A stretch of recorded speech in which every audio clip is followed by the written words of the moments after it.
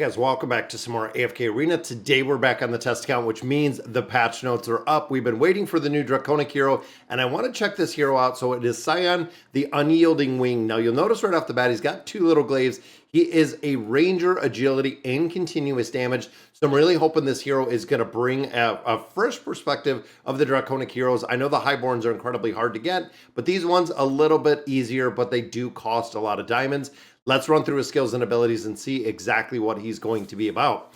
It generates 4 vortices to attack enemies for 6 seconds. Each vortex will whirl around enemy heroes one after another based on their position. Each vortex hovers on its target, dealing 140% dragon speed damage. Now that is important that it's dragon speed damage, not the regular damage, per second to the target and nearby enemies.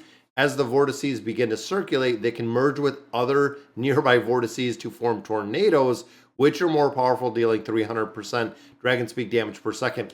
So think about this. If you're putting all of the heroes together, or all of the enemies together, this is going to make a huge difference. If you can get these to combine and get them to combine early, also might make a really big difference when it comes to the bosses themselves, which is going to be pretty cool. Increases the vortex duration to 8 seconds. Now, 8 seconds is a pretty long time for this ultimate ability to be running with 4 of these. Normal attacks prioritize target the nearest vortex or tornado. Upon hitting one, it will split into 3 spinning blades that fly at the nearest enemy, prioritizing targeting different enemies. So again, if you have all of these together and all of the enemies together, this could be a massive, massive damage dealer. Looking at Gale Breath, upon dealing damage to an enemy, Sion gains 1 stack of Gale Blessing. Each stack increases his damage dealt by 1%, energy recovery rate 0.3, and shield gained by 1 point, stacking up to 100 times. Wait, that is 100. If this is stacking 100 times, that is going to give 100% damage dealt and energy recovery stacking 100 times. Holy cow. Loses 40% of Gale Blessing stacks when it's hit by a control effect. So if he is crowd controlled, going to lose some of this. And then you can see this builds up faster. So each stack of rate recovery or energy recovery goes to 0.5. Shield goes to 1.2. When Sion has more than 40 stacks, he enters the Windwalker state, increasing the accuracy by 400 points and physical appears by 50 points.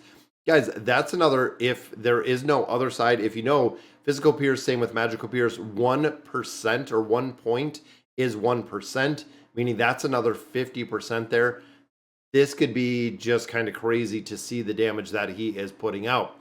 The Whirling Blades, he rapidly throws 2 spinning blades, each dealing damage equal to 150% of the attack rating and stealing 50 energy points from the enemy while reducing their energy recovery rate. Again, that is kind of crazy. When he has more than 25 stacks of Gale Blessing. So it seems like that is going to be the trigger for a lot. He unleashes Dragon Fury to throw an extra 2 spinning blades, which will be 4 of these spinning blades. And every 25 stacks of Gale Blessing he has, he generates an extra vortex up to a maximum of 4. So not only is the ultimate ability going to be generating vortexes or vortices, this is going to generate them as well. So again, it does cap at 4. Skyward Protection. He manipulates the wind to form a wind shield around himself. This is why he has that shielding ability for 10 seconds, which he can block damage equal to 400% of the attack rating.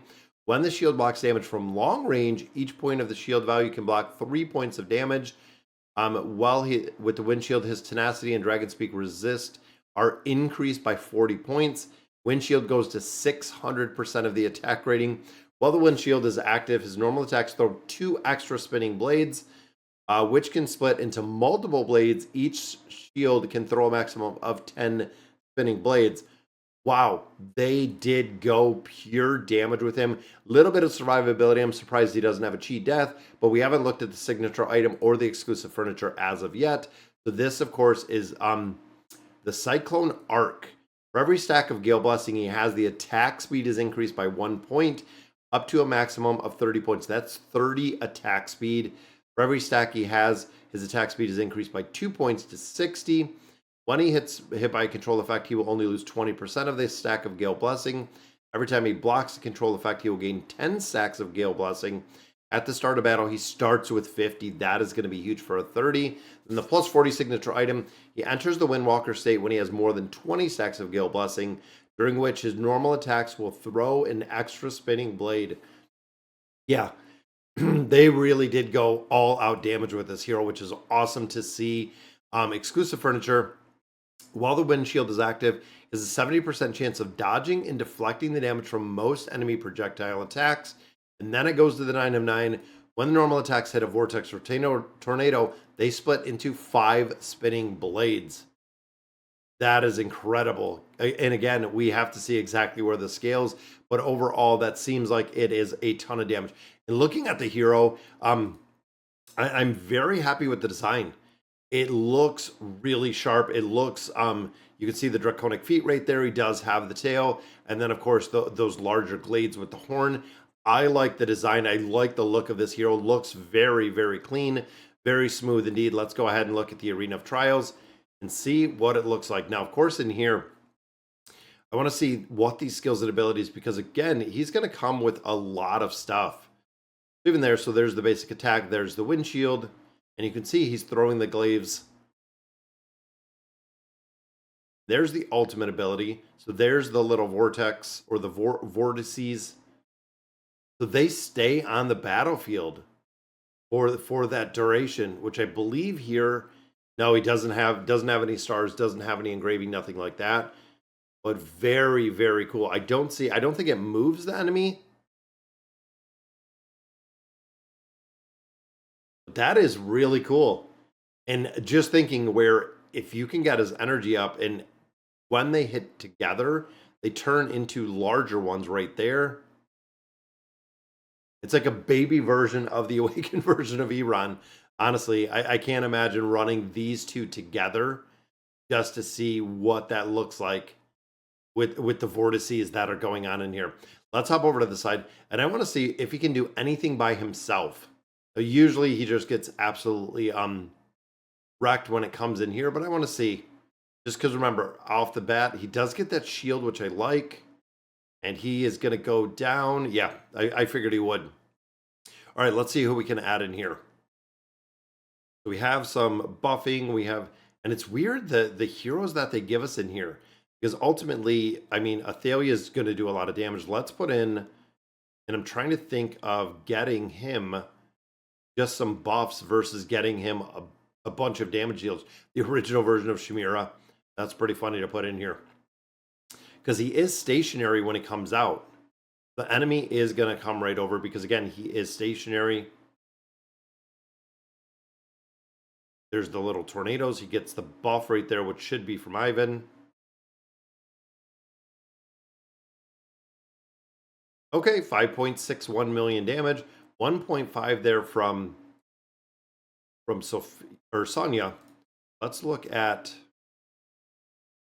and I'm wondering if it is going to be, even though he has that shielding aspect, if we're going to see some issues with survivability. It is kind of my question. Let's take out, I know we're going to put Vithiel the Chad in here. Let's see what this damage looks like. And you know what? Let's put Athalia in here. Right there, going to take out Mortis pretty easy.